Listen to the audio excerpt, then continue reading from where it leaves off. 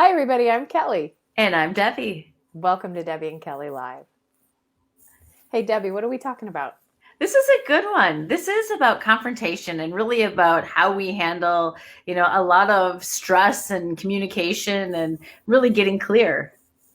You know what I like about this is the tools that you've compiled for us to talk about today are all very loving approaches to confrontation, and they are ways to also explore with the person who is confronting you, or vice versa, how to move forward in a positive and supportive way.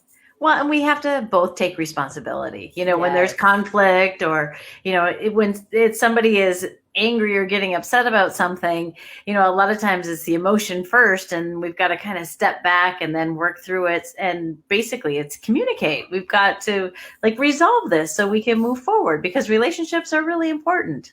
And they can be challenging, but these are tools to sort of simplify things. And also, you said something important about we both have to take responsibility. There's a piece that lies in not worrying about whose fault it is or where to place the blame, and instead just very simply stating how you feel as a result of whatever is going on. And I know that's one of the tools that we're going to cover in a little bit more detail.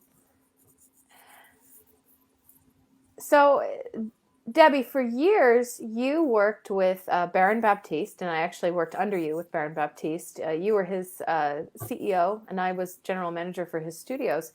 But there was something that came up at his boot camps and retreats, and that's what this process is. Do you mind walking us through this or telling us a little bit more? Yeah, I love this. I've used it for years because it really made sense to me in the time. A lot of times when we have a confrontation, it's about who's right or who's wrong, and Yeah. and there's no tools. Like what nobody ever teaches you what do you do when somebody confronts you with something, or even what does it mean? And Barron had these simple tools where we would actually practice this at boot camps, even with the most petty things, because sometimes it's the littlest things that create rifts between people that aren't resolved. So he had 5 steps, and the steps are: if you're confronting me about something, Debbie, when you do this, I feel angry, and this is for me to respond. And what I can do is I can literally just say it fits or it doesn't fit, thank you, I'm sorry, or give no response. And we can kind of even go through these.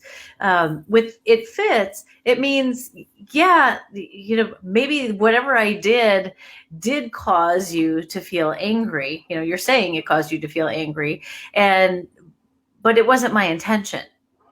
It fits. I did this action, but that really wasn't my intention. And when you say that, it really clears yourself, so that you're not getting triggered or responding, and maybe just acknowledging.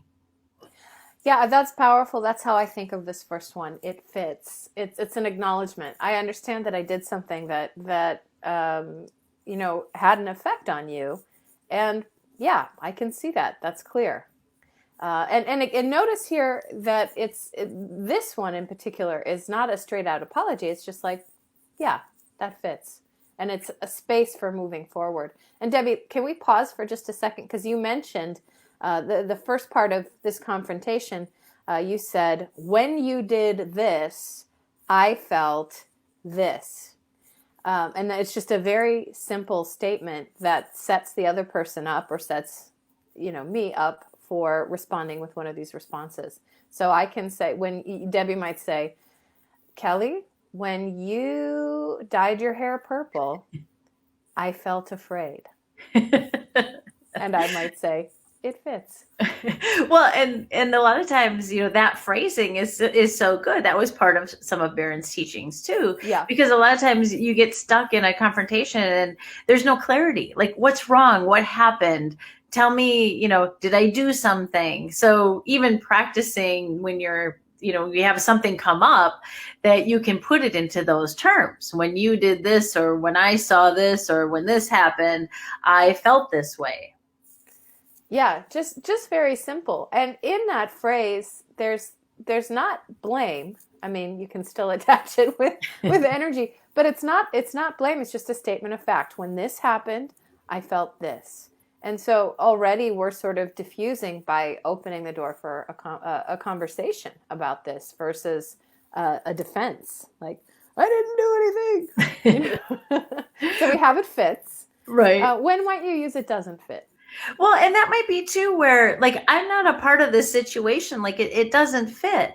And there's many times where this might come up and we don't know how to respond because we're not aware that we even did this. And an example of some of this might be when I was leading a retreat. I had one of my yoga teachers as an assistant at the retreat, and I was sitting next to her, and we were going through some introductions, and we were actually sitting in the audience, and one of our participants had fallen asleep during this presentation, and she like shook me and pointed and started laughing. And I did, all I knew is she shook me and she was laughing, and I just kind of laughed and then continued with watching the presentation. And when we got in a circle, we actually did this as a practice and asked this exercise and asked the participants, if anything's coming up for you, or if you want to say something, or something struck you, or you need to get clear of whatever is like upsetting you, let's go through this exercise. And she made a confrontation towards me, and she said, when you laughed at me during the introduction, I felt angry. And my response was, it doesn't fit, because I wasn't even a part of it. I had no idea what was going on. So I used it doesn't fit. And then my teacher, who is next to me, and this is where it can kind of really go bad, is because I said it doesn't fit, instead of her taking responsibility and saying it fits, thank you, or I'm sorry. She just went with no response. She was frozen. And you definitely can use that as a response, but typically that's not in a face-to-face confrontation. That no response a lot of times will happen when, it's not something that's close and personal. It's, somebody posts something on social media or says something to you. Like, there's no need for a response in that situation. And because she didn't have a response, it kind of escalated, where this woman was like, oh my gosh, I saw this, I know what was happening.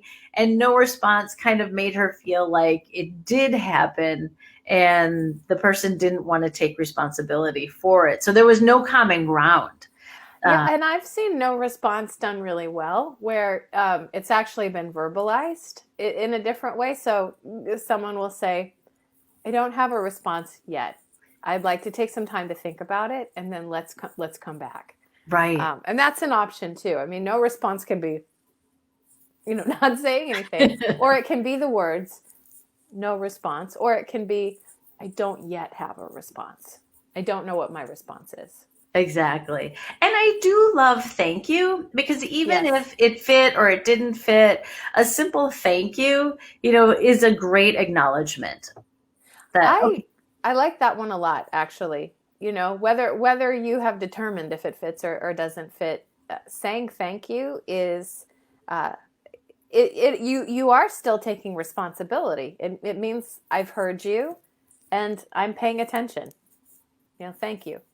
Yeah, I like that so much better than I'm sorry, unless it's something that you really need to apologize for. Because I think sometimes the words I'm sorry are stated without like anything behind it. It's kind of like a how are you?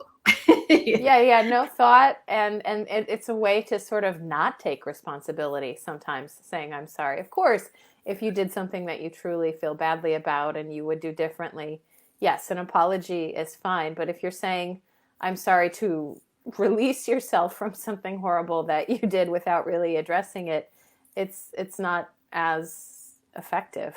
And it's more for you, the person who, I've heard you say this, Debbie, and I've really thought about this, and it makes sense to me. If I, Debbie, if I come and I pull your hair and you're crying, pull really hard and you're crying, and I say I'm sorry to excuse myself of it, and you're supposed to stop crying, and we're supposed to be happy. I'm thinking of my niece right now, but you're playing the role of my 4-year-old niece. Yeah, you're supposed to just forget all about it and move on because I said I'm sorry. Well, that may or may not happen. But I feel absolved because I said I'm sorry. And there are some people who use this as a pattern. Do something horrible, say something nasty, and then they say I'm sorry, and that's supposed to mean it's done. I'm sorry is a great tool for when you're learning and trying to maybe move towards a new set of behaviors. Right, but it's not mutually responsible for, whatever this Yeah. confrontation or whatever happened. But I Yeah. do like these tools. I Yeah. think they're great and I've used them a lot, especially, I think they were great, like beginner tools of really getting through different confrontations and really getting some communication to happen. And I really appreciated learning this, years ago, and actually taught it in my yoga teacher trainings. And many people have come to me and said they still use these because we're not really given tools. Well, if like think about the relationship between two spouses. We've had a lot of people come back at your trainings and say this helped me and my husband have a discussion we could never have without a lot of heat and fire. Before this moment, I explained to my husband the process, what this would be like, and I gave him the language of when you did this, I felt this. And that opened up to a really beautiful conversation where we both sort of owned what happened on both sides and were able to move forward without hating each other.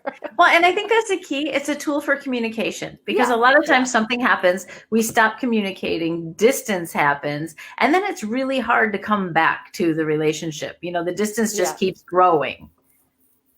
yeah, that's true. Yep. And this is a way to keep talking. So, another tool. This one, living on the island of Kauai for 5 years. This is where I first heard of Ho'oponopono, but I think you knew of it before then, Debbie.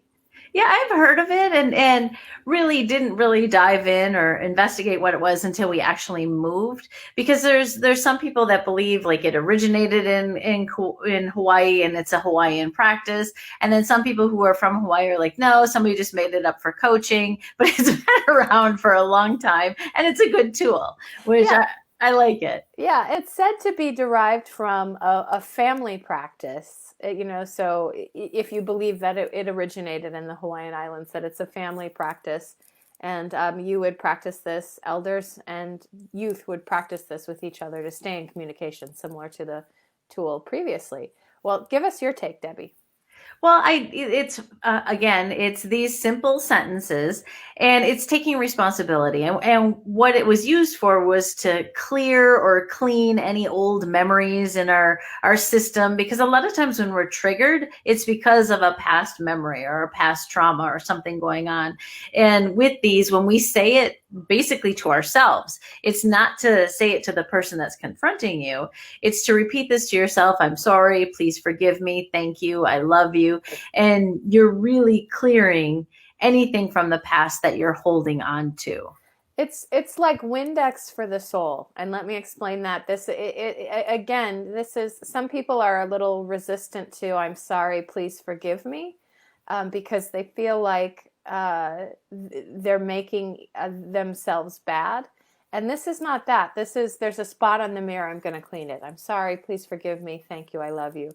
Yes, you're taking responsibility, but more than that, you're shifting the energy, and you're open to a space where both parties are clear and in good communication. Well, and I think we found that this really worked. We offered a crystal course, a crystal practitioner course. And I think this was one of the mantras that we had to say for multiple days. And I found just even repeating this in the morning, at night before I go to bed, it just really puts you in a good place. I use this, I've talked about this on a number of different shows and trainings that we've done together, Debbie. I have bouts of sort of floating anxiety, and you know this because you've helped me with this over the years. But this is something that I will use for that. When that comes up, I think, okay, there's some major spotting on the mirror here. I need to just relax and do a little bit of cleaning so that my head and heart feel clear.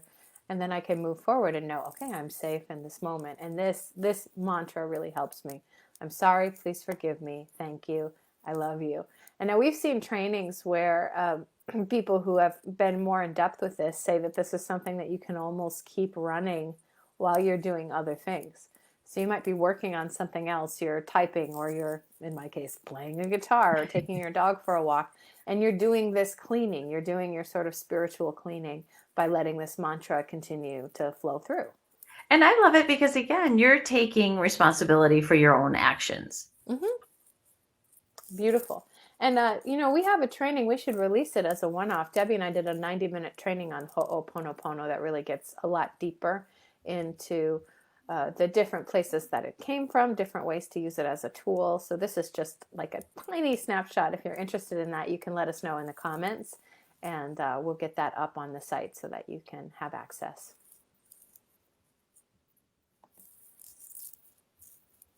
Mel Robbins, she's great. We both met her through Baptiste as well, and she's superstar now, like on TV, and I love watching her social media. She's just a great person, and she puts up a lot of tools too. That she posts on Facebook and even YouTube videos. So I highly recommend following her. I love her stuff. She's fresh and new. And, it used to be where like I would go to Oprah or Deepak Chopra. And now I kind of go to Mel Robbins because it's really some down to earth tools. And she posted something about confrontation and communication, and I loved it as well. And it goes back to my whole thing of take responsibility. And then even what's the goal? Define the outcome. And for me, whenever I'm in a difficult relationship, it's like, what do I want to get out of this? Do I want this to continue as a lifelong friendship? I mean, kind of like how I work with you or my husband. Mm-hmm. We've been married 31 years. And I think, with any difficulty that we're having, what is the outcome that I want? Do I just want to be able to get back at him and make him angry? Do I want, which is horrible, but it does come up. Yeah. It's like, why am I doing this? Because, now I want to punish him for a little while. And I think once you sit back and you go, like, what outcome do I really want from this? You realize, well, that's not helpful. Yeah, I that's my favorite part of this tool. What's the goal? Define the outcome. And the outcome might be I want to feel heard, but I want to move forward. Or, I want the other person to feel heard, but I want to move forward. Right. There could be a lot of different things. And I think that second part of moving forward, because a lot of times, like, we do want to be heard, or we want people to understand, like, where I'm coming from or what I'm feeling. Yeah. But after that's done, now what are you left with? Yeah. Does the relationship continue? So to even get that, when you decide, okay, this is worth my time and energy, and I want to get through this, and it's going to take some listening and acknowledging, from where you're both coming from, is to put yourself in the other person's shoes. Like, how would I feel if this happened? And then coming to a conclusion. How do we resolve this? And that's something that I'll often say. Like, if I'm having difficulty with somebody, I say, how do we resolve this? Because I want to move forward, and I want to move forward in a good space. I do love that. And, a conclusion might not be you're right, I'm wrong, or I'm right, you're wrong. A conclusion might be, okay, we can both learn from this. Do you feel comfortable moving forward? I feel comfortable moving forward. It could be any number of things, but it doesn't have to be, I conclude that I was right. Right, which happens. We've both said that to each other. Oh yeah, but in a fun way as well. Yeah. So sometimes I think when you do a practice of like conversations and confrontations, it can even be used as a tool to diffuse what's happening, and get you to laughter. Oh yeah, well, and a lot of our participants in various programs over the years have said that. We start out trying it on seriously, and it just gets us to laughter sooner, and then we realize, why are we fighting over vegan hot dogs versus real hot dogs? We could have both. Exactly. So yeah, this is another great tool. My mom is calling me. I don't know if that's coming across. Did that? No. Okay, good. Hi from my mom, everybody. All right, so more tips. These are coaching tips.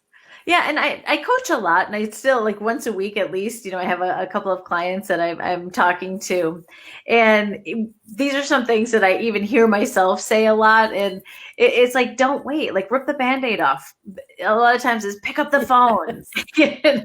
We've got to, like, this is happening and let's resolve it. Let's move through it quickly, because a lot of times this resentment and this anger, it will go on for not just days, but years.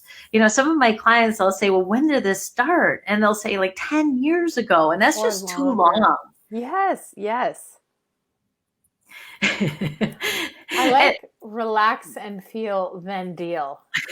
exactly. That's great. Well, and part of it is,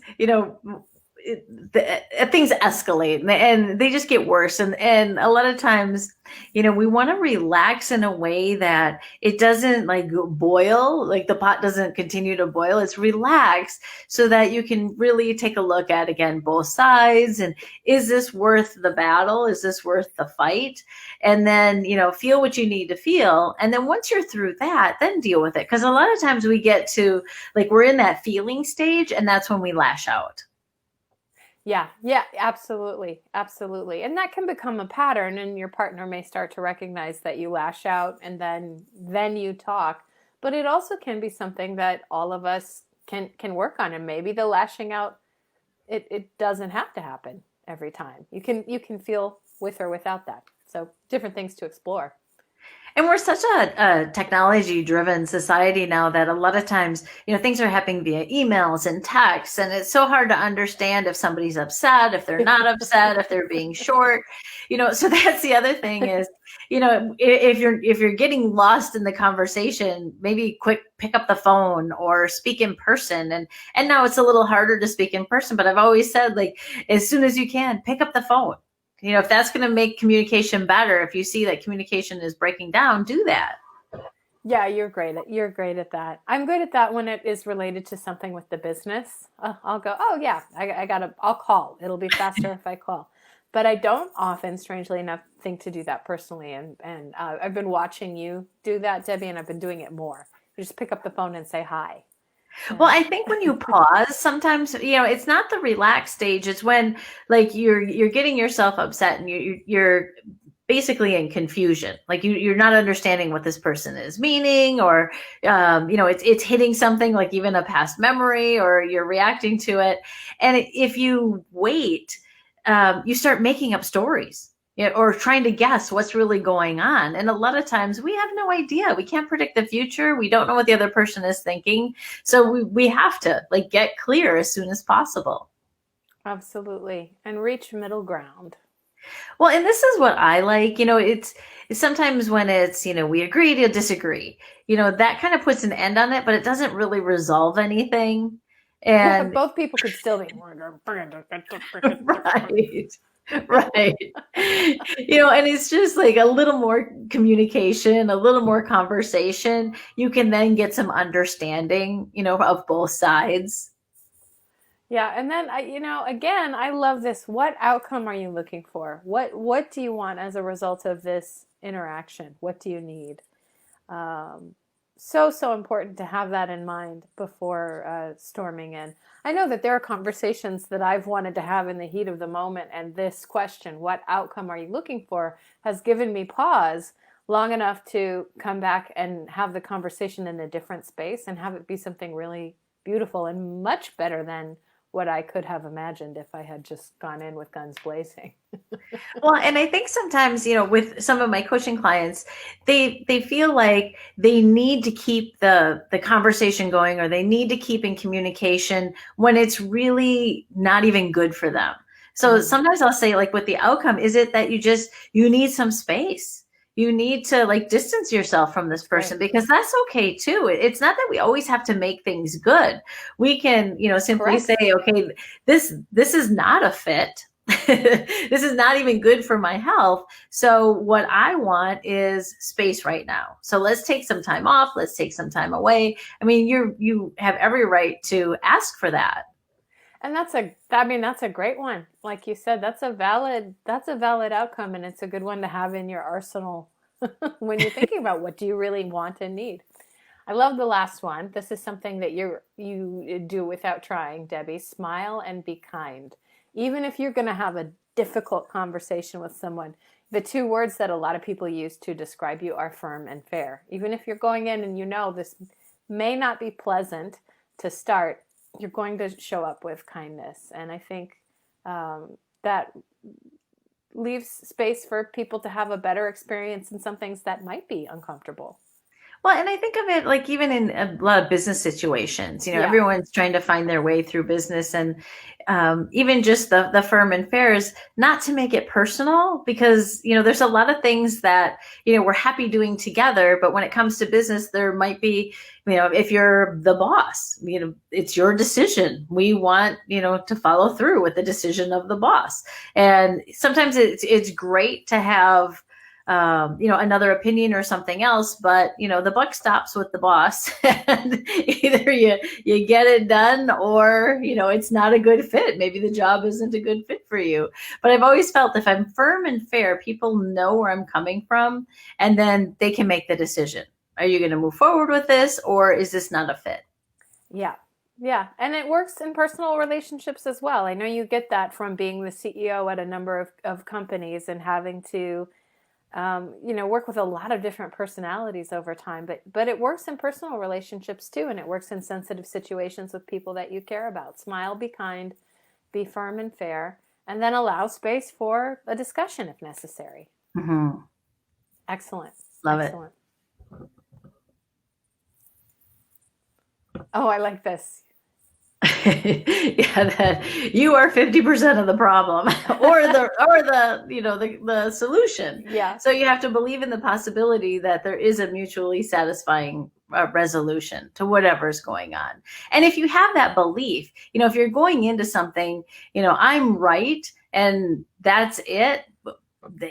I don't know. I think you get more understanding that, if we go to a mutually satisfying resolution, we can get further, because things shift all the time. Yeah, absolutely. And there's also, I don't know if this is true for you, Debbie, but for me, there's relief in this statement. Whatever I'm approaching, even if if I'm approaching a conversation that gives me stress, if I say this to myself, I'm 50% of this either way, for better or for worse, it takes some of the pressure off. It takes pressure off of me, but then it also, I'm less reactive to the other person. There's space for both of us. We are co-creating. Well, and I like that with co-creating, it's, hey, let's try it this way. I think that was a good idea that you came up with. Let's try your way. And once we start trying it, sometimes right in the middle of it, you're like, whoop, you know what? It didn't work. We've got another way to try. It's not like, okay, we failed. It's no, we've got plan A and we've got plan B. Let's see what we can do.